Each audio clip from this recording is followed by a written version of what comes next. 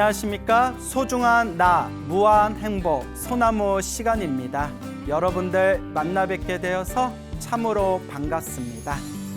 항상 여러분들에게 귀가 따갑도록, 정말 귀에 깊숙이 박히도록 항상 우리 여러분들께 드리는 말씀이 있습니다. 내 앞에 펼쳐진 행복도, 내 앞에 펼쳐진 불행도, 좋은 일도 나쁜 일도 모두 다 내가 지은 업의 인연이다라는 말씀을 항상 자주자주 드립니다. 모든 것이 내가 지은 업이고 내가 지은 업대로 다 내가 지금 받고 있는 것이다. 이번 생에 지은 업뿐만이 아니라 과거 전생에 지었던 업들, 그리고 이번 생에 지은 업들이 다음 생에 이르기까지 끊임없이 내가 지은 업의 인연대로 행복과 불행이 펼쳐지게 된다. 이제 이런 이야기를 계속 소나무를 통해서 한결같이 여러분들에게 계속 전달을 해드렸습니다. 그래서 늘 여러분들께 이런 말씀을 드리죠. 우리가 지금 펼쳐진 내 앞에 있는 행복과 불행이 다 내가 지은 업의 인연이라면, 그리고 지금 내 삶에 있어서 힘들고 괴롭고 답답함이 있다면 이것 또한 내가 지은 업보의 인연이고 이것을 내가 잘 닦아나가야 된다. 그래서 항상 세 가지를 명심해야 된다 말씀드리죠. 첫째, 기도를 많이 해야 된다. 기도를 많이 해야 된다. 둘째, 복을 많이 지어야 된다. 복을 많이 지어야 된다. 세 번째가 제일 중요하다고 했죠. 이제 마음을 잘 써야 된다. 마음을 잘 닦아야 된다. 근데 세 번째가 제일 어려운 것 같아요. 저도 나름대로 매일매일 기도하고 있고 또 나름대로 매일매일 그리고 조금씩이라도 복을 지으려고 많이 노력을 하는데, 요 마음 닦는 거, 요 마음을 잘 쓰는 거는 정말 평생이 걸려도 정말 닦기가 어려운 것 같습니다. 하지만 이와 같이 꾸준하게 기도하고 꾸준하게 복을 짓고 이 마음을 잘 닦아 나간다면 반드시 내 운명이, 내 팔자, 내 타고난 에너지가 점점 좋은 쪽으로 알게 모르게 변하게 되고 바뀌게 된다라는 말씀을 그동안 소나무를 통해서 누누이 여러 가지 체험담이나 가피 이야기를 통해서 말씀을 드렸습니다. 자, 또 오늘 여러분들께 재미난 이야기들을 또 전해드릴 텐데요. 항상 우리가 명심해야 될 게 있습니다. 우리가 인생을 살아가다가 너무나 힘들고 괴롭고 그냥 너무나 막막해서 인생의 큰 어떤 절벽과 같은, 낭떠러지와 같은 그런 큰 장애의 절벽을 만났을 때 우리는 어떻게 극복할 수 있을 것인가? 불자라면 마땅히 오직 부처님을 믿고 의지하고 간절하게 기도를 해야 된다. 이 부처님의 가피와 부처님의 에너지는 이 우주에 충만해 있기 때문에 내가 기도를 통해서 부처님의 그 가피의 에너지와 주파수를 하나로 딱 맞췄을 때 놀라운 신비한 기적과 같은 그런 가피의 체험을 이룰 수가 있다라고 말씀을 드렸습니다. 그러니까 지금 당장 좋은 일이 일어나든 지금 당장 나쁜 일이 일어나든 좋은 일이든 나쁜 일이든 신경 쓰지 말고 내 빚을 닦는 마음으로, 내 숙제를 닦는 마음으로, 지금 내 공덕을 쌓는 마음으로 꾸준하게 기도하고 복짓고 이렇게 마음을 하나하나 닦아 나아가야 된다. 이것을 우리 불자분들께서 항상 가슴에 되새기고 명심하셔야 됩니다. 어느 불자님의 이야기입니다. 그 불자님께서 아주 불심이 깊으신 아주 돈독한 믿음을 갖고 계신 불자님이 계시는데 25년 전쯤이래요. 약 25년 전쯤에 남편분께서 이렇게 사업을 하시는 남편분께서 크게 사기를 당하셨대요. 크게 사기를 당하셔가지고 결국은 이제 한 1억이 넘는 빚을 지게 되었답니다. 이제 은행 쪽으로 1억이 넘는 빚을 지게 되었대요. 그러니까 이제 남편분께서는 눈 뜨고 당하신 거예요. 눈 뜨고 당하시고 이제 갚아야 할 부채, 그 빚이 이제 은행에서 이제 그 빚을 지게 됩니다. 그러니까 25년 전에 1억이면 얼마입니까? 25년 전에 1억이 넘는 돈이니까 지금으로 쳐도 한 몇 배는 되지 않겠습니까? 그러니까 가뜩이나 지금 사업이 다 망해버려서 정말 지금 어떻게 입에 풀칠하기도 힘든 상황에 25년 전에 1억이 넘는 그런 빚이 있으니까 보살님께서 너무 막막하고 힘들고 괴로우신 거예요. 이 빚을 어떻게 갚아야 되나? 이 빚을 어떻게 갚아야 되나? 정말 막 집도 넘어가게 생겼고 여러 가지로 너무나 힘든 상황이 펼쳐지게 됩니다. 보살님이 너무나 힘들어 하니까 어머님이 되게 불심이 깊은 분이셨대요. 친정 어머님이 이렇게 보다 못해서 그때 그 법화경 책을 이렇게 주셨대요. 묘법연화경, 법화경 경전을 주시면서 오직 부처님만 믿고 이거 사경해봐라. 법화경 사경하면서 간절하게 기도해봐라 라고 이렇게 권유를 하셨답니다. 근데 이것도 전생에 성근이 있으니까, 전생에 착한 뿌리가 있으니까 기도할 수 있는 거예요, 여러분. 제가 항상 자주 드리는 이야기지만 너무나 업장이 두껍고 너무나 이 업보가 두꺼운 사람들은 아무리 기도해라 해도 기도를 하지를 않아요. 또 처음에 기도하면 좋다는데 하고 기도 좀 몇 번 하다가 금방 떨어져 나갑니다. 기도에 집중을 못해요. 그렇기 때문에 지금 이 상황에서 어쨌거나 기도에 대한 믿음을 일으키거나 기도를 꾸준히 하겠다 마음을 일으키는 것 자체가 여러분 그래도 전생에 복이 있어야 가능한 거예요. 전생에 선근, 착할선, 뿌리근, 착한 뿌리가 있어야 기도에 집중할 수가 있는 겁니다. 그래서 요 보살님이 그래도 전생에 한 가닥 성근이 있으셨는지 그 힘든 와중에서도 친정 어머니의 권유대로 이제 법화경을 사경하셨대요. 계속 법화경 사경하고 계속 이제 기도하면서 부처님 이 빚을 어떡합니까? 부처님 이 빚을 어떡합니까? 하면서 정말 눈물을 흘리는 마음으로 이렇게 법화경을 사경하다가 희한하게도 정말 다행스럽게도 정말 부처님이 도우셨는지 하늘이 도우셨는지 아니면 그냥 우연처럼 그렇게 행운이 굴러 들어왔는지 은행에서 다행히도 분할로 제가 은행 거래를 안 해봐서 잘 모르겠는데 은행에 빚이 있고 채무가 있으면 서류 심사를 통해서 분할 납부하는 게 있다면서요. 분할로 쪼개가지고 이렇게 빚을 갚는 게 있다면서요. 그래서 은행에서 분할 납부하셔라. 빚을 얼마 동안 기간을 드릴 테니까 분할로 해서 납부해라 라는 통보를 받았답니다. 그러니까 그것만으로 좀 한시름이 놓여지더래요. 그것만으로 조금 한시름이 놓였는데 그런데 비록 분할 납부여가지고 조금 부담은 덜해졌지만 1억이 넘는 돈, 25년 전에 1억이 넘는 돈이니 얼마나 또 가슴이 먹먹하고 답답하겠어요. 그래서 믿을 건 부처님 기도밖에 없다. 그래서 계속 기도하면서 밖으로는 이제 일 다니시고 계속 시간이 날 때마다 기도하시면서 부처님 제발 이 빚을 꼭 갚게 해주세요. 제발 이 빚을 갚게 해주세요, 부처님. 저희 집안에 있는 이 빚을 빨리 갚게 해주십시오 라면서 계속 마음으로 되뇌이면서 이제 법화경 사경을 하시고 기도를 하셨다고 합니다. 그렇게 이제 얼마의 시간이 지난 뒤에 이런저런 인맥들로 인해서 이런저런 인맥의 도움에 의해서 이렇게 운이 좋아가지고 이것도 다 자기 복이지만 운 좋게도 그때 초창기 로또 복권 아시죠? 로또 복권 처음 시작될 때 그때 로또 판매점을 하나 열었대요. 로또 판매점을. 그때 로또 판매점을 하나 다 열었는데 로또 판매점을 열고 그때 처음에는 별로 호응이 없었대요. 호응이 없다가 갑자기 로또 상금이 빵 터지면서 세간의 이목이 주목되면서 그때 로또 붐이 일어났대요. 로또 붐, 로또 바람이 확 일어나면서 그때부터 사람들이 막 구름같이 몰려들더래요. 로또 사려고.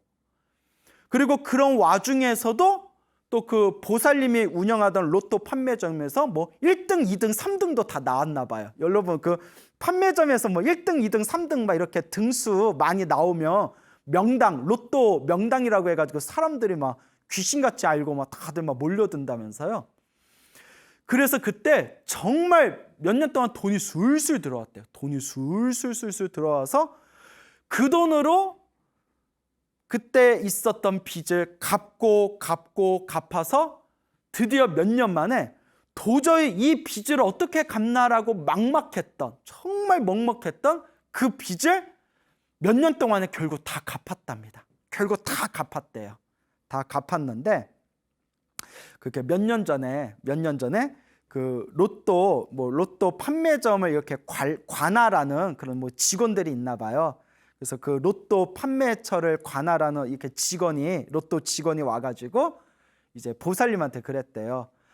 아유, 다른 집은, 다른 가게는 초창기에 로또 복권, 여기 가게 시작하신 다른 분들은 엄청 떼돈 벌어가지고 빌딩 세웠다는데, 저기 사장님은 그 돈으로 뭐 하셨어요? 어디다 쓰셨어요? 이렇게 물어보더랍니다. 그러니까 이 보살님이 속으로 그냥 웃으면서 속으로 예, 빚 갚았어요. 다 빚 갚았어요. 이렇게 속으로 그냥 대뇌었답니다. 그래서 지금은 좀 로또 바람이 많이 가라앉고 주변에 판매처가 많이 생겨가지고 옛날보다는 좀 수입이 많이 줄었대요. 물론 이제 그냥 먹고 살 정도는 되지만 옛날보다는 수입이 줄어가지고 보살님이 하시는 말씀이 돈이 술술 들어올 때 그때는 이제 빚 갚느라, 은행에 빚 갚느라, 부채를 갚느라 그냥 다 써버리고 다 돈 갚아버리고 이제 좀 돈 모을 때쯤 되니까 이제 조금 수입이 확 줄어들었대요. 그래서 보살님이 이제 불교 공부를 하신 분이니까 내가 정말 전생에 오라지게 내가 정말 전생에 숙제가 많았나 보다. 전생에 지은 빚이 엄청 많았나 보다.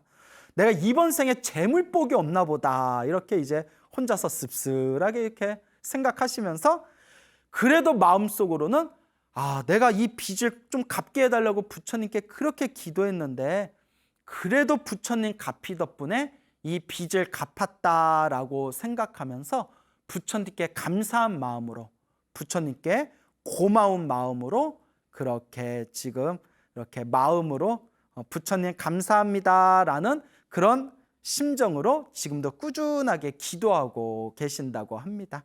그래서 지금도 꾸준하게 법화경 시간 날 때마다 묘법 연화경 사경 하시고 항상 마음속으로 나무아미탑을 연불을 하신대요. 그 우리 BTN의 이제 연불이라는 그런 이제 또 프로그램이 있죠. 제가 하고 있죠. 그 BTN의 연불 프로그램을 보면서 나도 다음 생에 나무아미탑을 극락세계 성불학교에 태어나고 싶다라는 마음이 마음속에 확고하게 믿음이 생기면서 지금 법화경 사경하시고 남는 시간마다 연불하시면서 항상 마음속으로 다음 세상 태어날 때 극락세계 왕생하여지이다 간절하게 이렇게 발언하고 계신다고 합니다. 그래서 제가 그 보살님께 보살님이 과거 전생에 좀 세상에 좀 갚아야 할 빚이 많았나 봅니다. 그렇지만 보살님께서 전생에 그래도 착한 뿌리, 성근이 있기 때문에 이번 생에 이렇게 불법을 만나서 이렇게 열심히 기도할 수 있고 또한 극락세계에 태어나기를 발언할 수 있는 거 아니겠습니까? 이번 생에 내가 과거 전생에서부터 지었던 빚을 갚는다라는 마음으로 숙제를 닦는 마음으로 이렇게 열심히 연불하고 기도하시기 바랍니다. 그냥 지금처럼만 닦으시기 바랍니다라고 덕담을 해드렸더니 보살님께서 남은 생애 동안 오로지 연불하고 기도하면서 극락세계에 왕생하기를 발언하겠습니다라고 그렇게 말씀을 하시더라고요.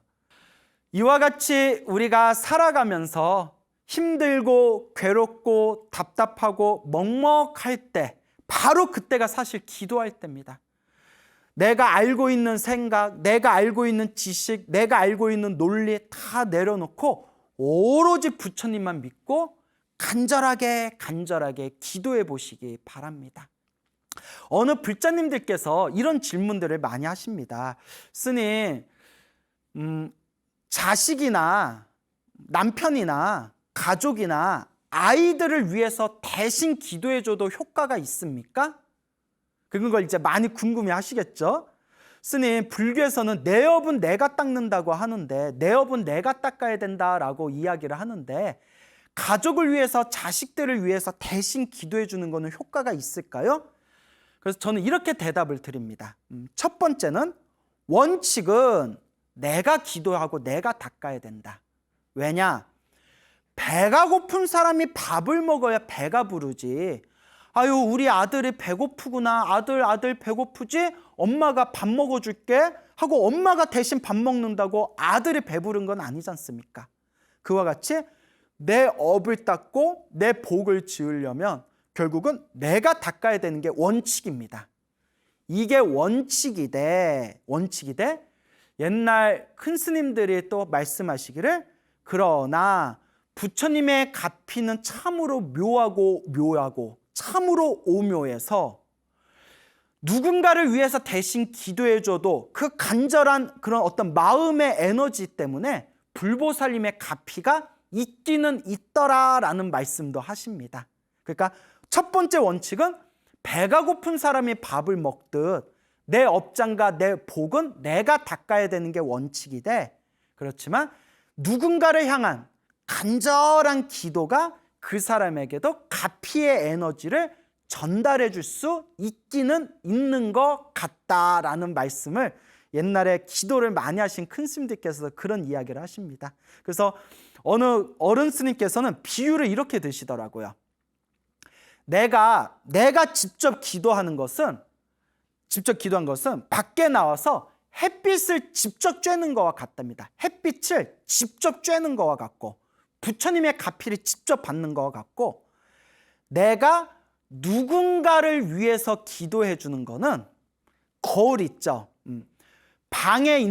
어두운 방에 있는 사람한테 내가 거울에 반사해가지고 거울에 반사한 빛으로 그 사람에게 빛을 비춰주는 것과 같다. 이렇게 이제 비유를 드십니다. 그러니까 가장 좋은 거는 햇볕을 직접 받는 게 가장 좋고 대신 햇볕을 직접 받지 못하는 사람에게 내가 거울을 통해서 거울로 반사해가지고, 거울 반사 있잖아요. 거울로 반사해서 방 안에 햇볕을 받지 못하는 방 안에 있는 사람한테 대신 거울에 비쳐있는 반사된 빛을 이제 전해주는 것과 같다.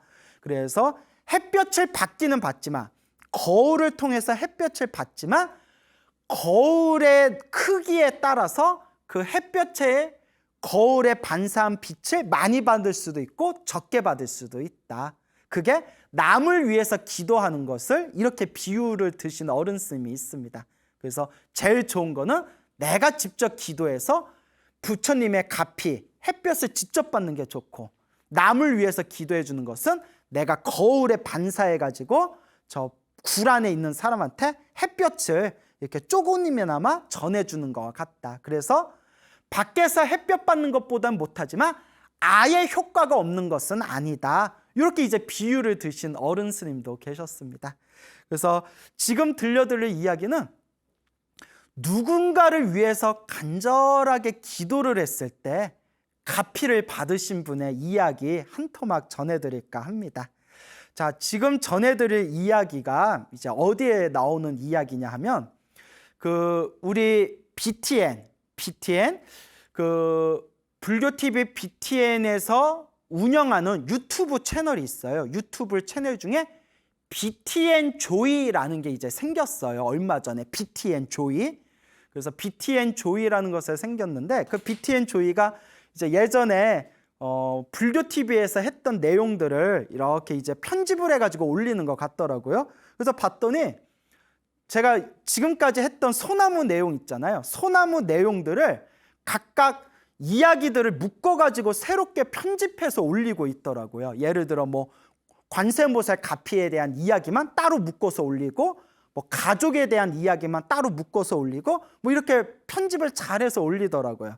친한 신도님들은 되게 좋으시대요. 그렇게 이렇게 편집해가지고 이야기를 묶어서 이렇게 해주니까 다시 보니까 또 새로운 느낌이 들어서 좋으시다 그러더라고요. 근데 그 BTN 조이에서 올렸던 그런 소나무 편집본에 어떤 분이 댓글을 올리셨는데, 그 내용이 관세음보살 가피 받은 내용인데 내용이 너무 좋다고 그래가지고 제가 한번 읽어봤어요. 제가 평소에 댓글을 잘 안 보거든요. 또 왜냐면 댓글 중에 이상한 놈들이 막 악플이 단 게 있어서 그거 보면 괜히 나도 뭐 기분도 안 좋고 하니까 댓글을 잘 안 봐요. 아니, 말이 나와서 그런데 악플을 왜 다는 걸까요? 세상에는 좀 이상한 사람들이 너무 많아요. 업장이 두꺼워서 그런가? 자, 어쨌거나 그렇게 이제 댓글 다신 걸 제가 이렇게 봤는데 내용이 너무 좋아가지고 여러분들에게 이제 소개해드리고 싶어서 오늘 그 이야기 한 토막 여러분들께 전해드리고자 합니다. 요 댓글을 다신 분이 이제 보살님이신데 그 내용이 이제 이런 내용이에요. 2021년 8월 달에 8월 달이면 얼마 전이네요.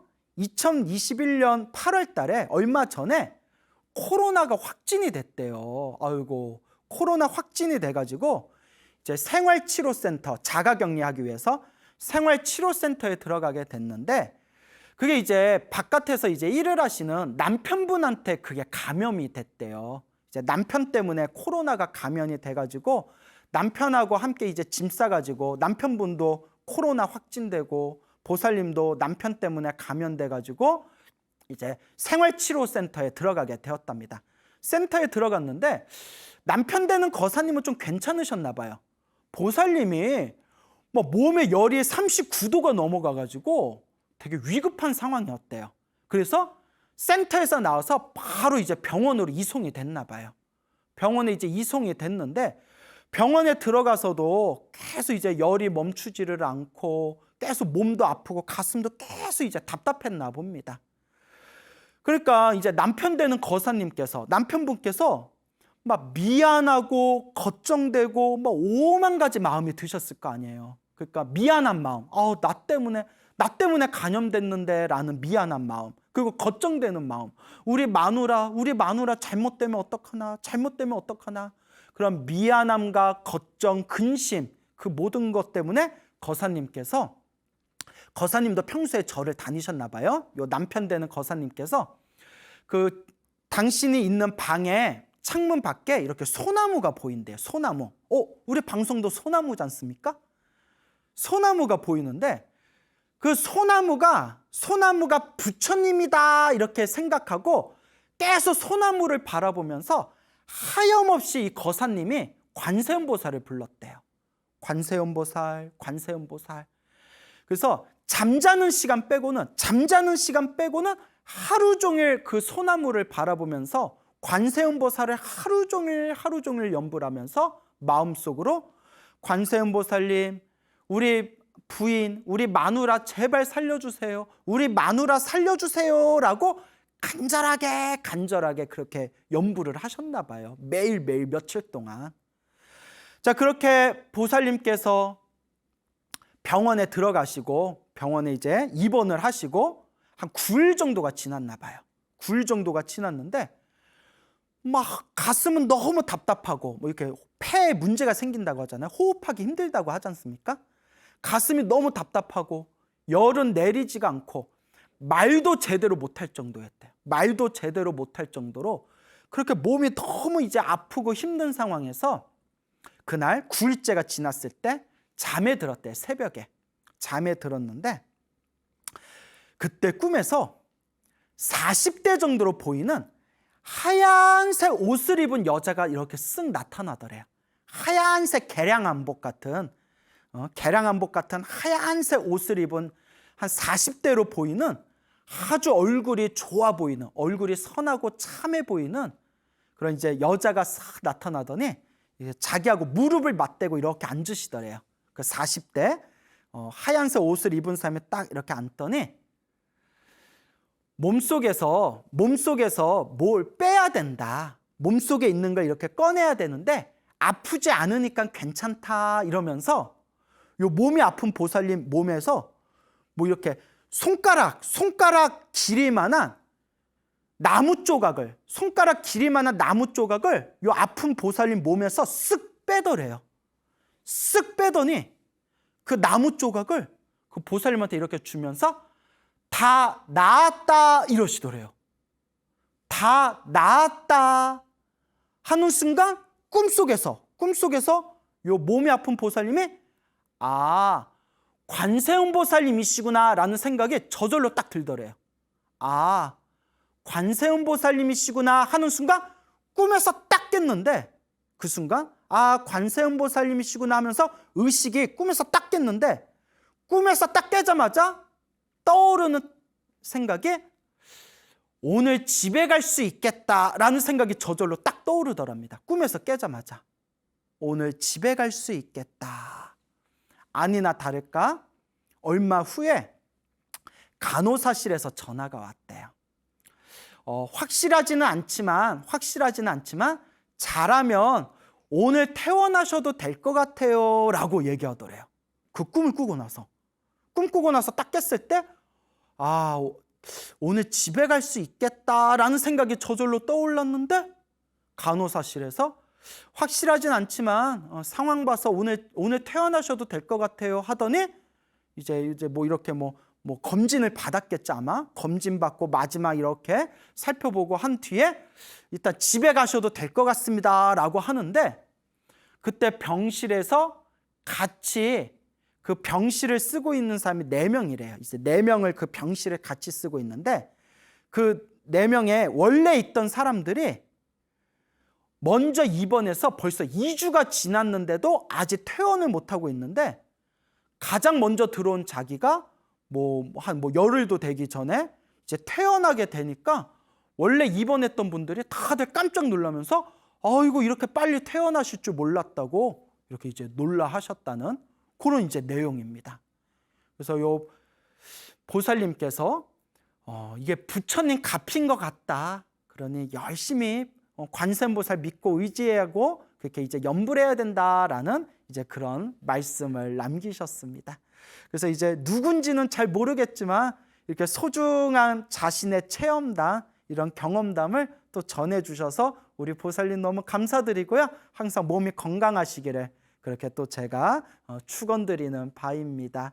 어쨌거나 기도는 그 남편분께서 간절하게 하셨지 않습니까? 그 미안한 감정, 걱정되는 그런 어떤 마음으로 간절하게 정말 잠자는 시간 빼고는 계속 관세음보살을 부르면서 우리 마누라 살려주세요. 우리 마누라 살려주세요. 그래서 아니나 다를까 요 보살님이 꿈에서 하얀색 옷을 입은 분을 만나 뵙게 되고, 몸에서 곡을 빼야 된다 하면서 이제 나무까지, 손가락 길이만한 나무까지, 나무를 쑥 빼가지고 이제 잠에서 딱 깨면서 아, 뭔가 좋구나, 집에 갈 수 있겠구나, 그런 거 이제 스스로 그런 것을 체험하고 체득하게 된 거죠. 뭐 이런 이야기를 평소에 소나무에서 자주 이야기했기 때문에 여러분들이 뭐 더 특별히 신기할 것도 없겠지만, 항상 이제 명심하고 항상 여러분들이 되새겨야 될 부분이 있습니다. 이런 얘기 맨날 귀로 들어봤자 의미가 없습니다, 여러분. 이런 얘기, 남의 기도값이 받은 얘기 맨날 들어봤자 그냥 남 얘기에 불과할 뿐입니다. 소나무에서 굳이 이런 이야기들을 수집해가지고 여러분들에게 들려드리는 이유는 하나입니다. 실제로 믿음을 가지고 기도하셔라 라는 뜻입니다. 여러분들 본인이 기도하셔야 됩니다. 지금 이 순간, 이 영상을 보는 이 순간, 지금 이 순간 나무 아미타불을 부르든 관세음보살을 부르든 지장보살을 부르든 지금 이 순간 염불하셔야 됩니다. 지금 이 순간. 이와 같이 항상 내 삶 속에서, 내 생활 속에서 항상 부처님을 믿고 의지하고 염불하고 기도해 나아가신다면 이와 같이 보이지 않는 은은한 에너지, 은은한 가피가 여러분들을 항상 보호해 줄 것이다 라는 것을 마음에 명심하시고 되새기시기를 바랍니다. 이와 또 비슷한 얘기예요. 어느 불자님이 계셨어요. 보살님이 계셨는데 연세가 좀 드셨는데 어렸을 때부터 이제 일을 많이 하고 젊었을 때도 좀 험한 일을 많이 하셨대요. 그래서 나이가 드셔서 그 젊었을 때 고생한 그런 피곤함이 몸에 누적돼서 그런지 그 뼈마디가 욱신욱신 아파가지고 병원에 갔더니 류마티스 관절염이었다고 합니다. 그 류마티스 관절염 걸리면 엄청 좀 아프다면서요. 보살님은 특히 손가락이 많이 아프셨대요. 손가락이. 왜냐면 손으로 일을 많이 하니까.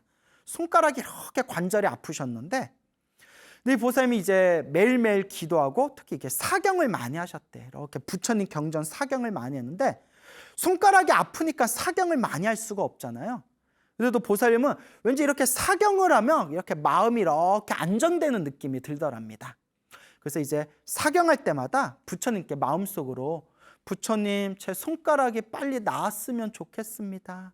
손가락이 나으면 제가 편안하게 더 열심히 사경을 했으면 좋겠습니다. 라고 마음으로 이렇게 이제 간곡하게 빌면서 그렇게 이제 몇 년 동안 사경을 하셨대요. 한 2, 3년인가 꾸준하게 사경을 하셨는데 우리 같으면 2, 3년 지나도 효과가 없으면 에휴 뭐 이런 거 뭐 해봤자 효험 없나 보다 이런 생각이 들 수도 있잖아요.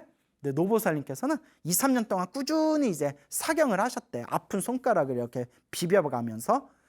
그러다가 어느 날 꿈을 꿨는데 누가 하얀색 가운을 입은 어떤 사람이 침을 가지고 나타났대. 침, 하얀색 가운을 입은 사람이 침을 이렇게 가지고 나왔더니 자기 손가락을 이렇게 보더니 보살님, 노보살님 손가락에다가 침을 몇 개를 몇 방을 딱딱딱 놔주더래요.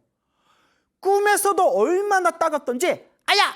아야! 하면서 꿈에서 딱 깼대요. 너무 따가워가지고 손가락에다 침을 막 박는데 아야! 하고 꿈에서도 너무 아파서 딱 깼는데 어우 아파라 하고 이렇게 손가락을 만져봤는데 자 이미 눈치채셨죠? 뭐 이런 얘기 하도 소나무에서 많이 해가지고 이제 뭐 특별히 신기할 것도 없어요. 그 꿈을 꾸고 나서 손가락 관절염이 싹 나으셨대요. 이거 말해놓고도 참 제가 말해놓고도 야 이런 얘기하면 과연 사람들이 믿을까 싶은 생각이 자주자주 들어요. 그런데 많은 불자님들이 저에게 응원과 격려의 그런 어떤 메시지를 보내주시면서 항상 하시는 말씀이 스님 저희들은 믿습니다. 왜냐? 저희들이 체험해봤기 때문에 저희들이 직접 체험을 했기 때문에 저희들은 믿습니다라는 말씀을 하십니다. 맞습니다, 여러분. 불교는 지식의 종교가 아닙니다. 불교는 체험의 종교입니다. 여러분들이 직접 맛을 보고 여러분들이 직접 수행을 하고 여러분들이 직접 체험을 하는 이 실천의 종교가 바로 불교입니다.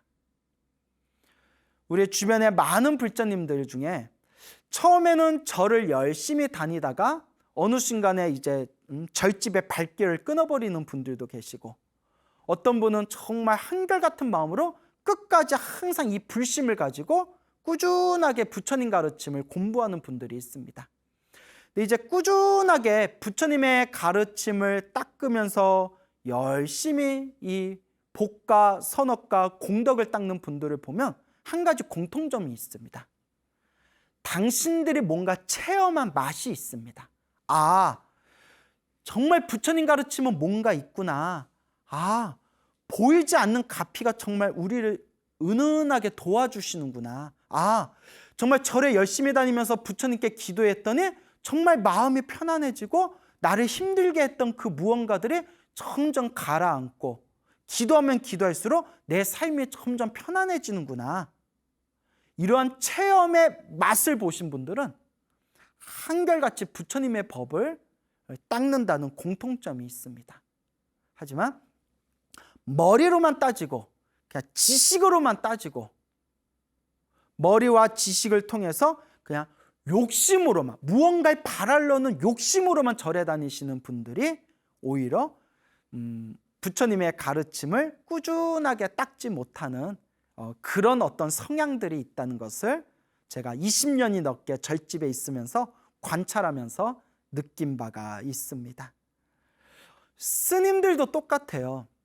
스님들도 다들 공부 열심히 하고 훌륭하신 분들이지만 또 우리 이렇게 주변의 스님들을 보면 뭔가 이제 수행하시고 또 뭐 기도하고 염불하고 간절하게 무언가 자신만의 수행을 닦은 사람, 특히 기도와 염불을 많이 하신 분들은 부처님 경전에 대한 믿음, 확신이 있어요.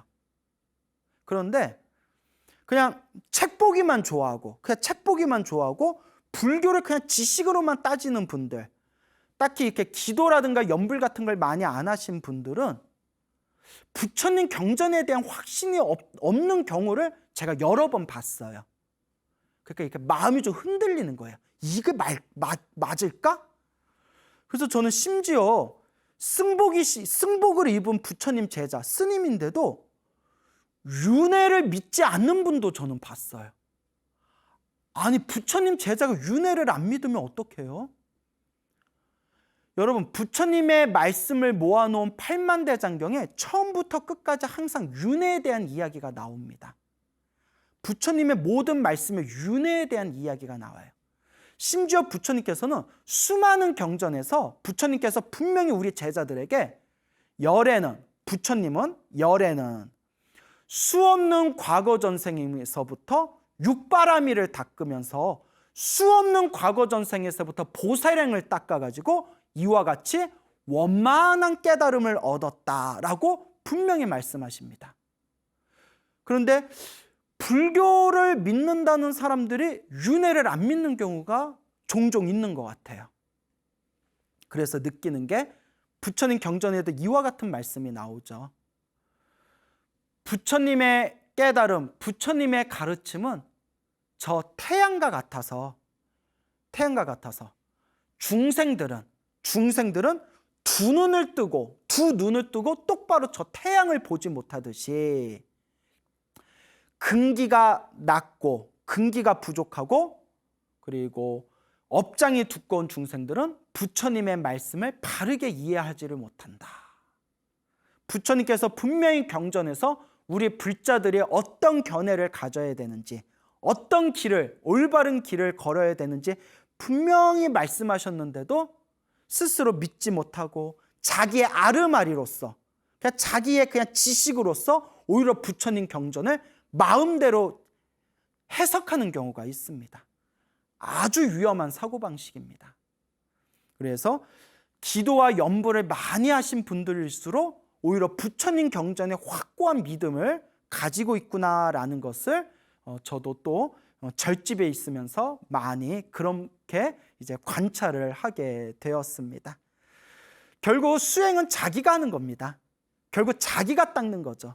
누가 어떻게 수행해라 조언은 해줄 수 있어도 결국은 자기가 닦을 수밖에 없다.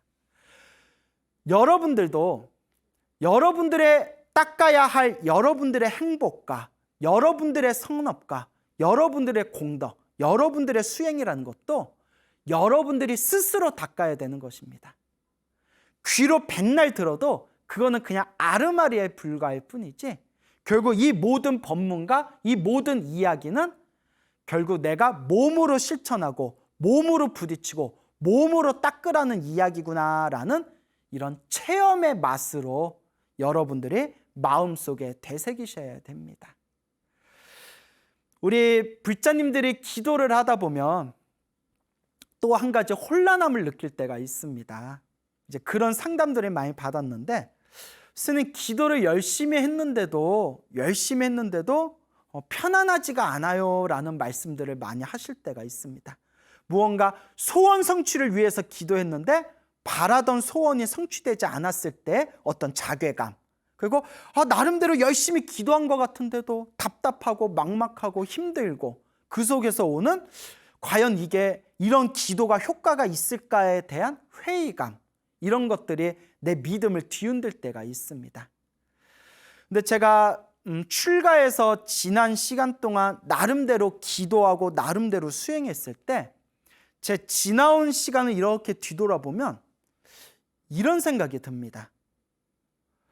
그때 내가 열심히 기도했을 때 아무런 효과가 없는 것처럼 느꼈던 적이 있었고, 심지어 내가 원하던 소원이 있었는데 기도를 열심히 했는데도 그 소원이 성취되지 않았던 것처럼 느껴졌던 때가 있었습니다. 그런데 출가하고 나서 제가 20년이 넘었거든요. 20몇 년이 지난 지금 이렇게 제 삶의 기도의 발자국을 뒤돌아보며 내가 기도했던 게 효과가 없었던 게 아니라 그때 기도했던 에너지들이 알게 모르게 지금까지 나를 받쳐주고 도와주고 있었구나라는 은은한 가피를 알아차리게 되었습니다. 그리고 그때 내가 열심히 기도해도 이루어지지 않았던 나의 소원이 한참 시간이 지난 뒤에 지금 뒤돌아봤더니 내가 원하던 소원이 이루어지지 않았을 뿐이지 전체적인 방향에서 보면 나를 더 좋은 쪽으로 나를 이끌어줬구나라는 것을 알아차릴 수가 있었습니다.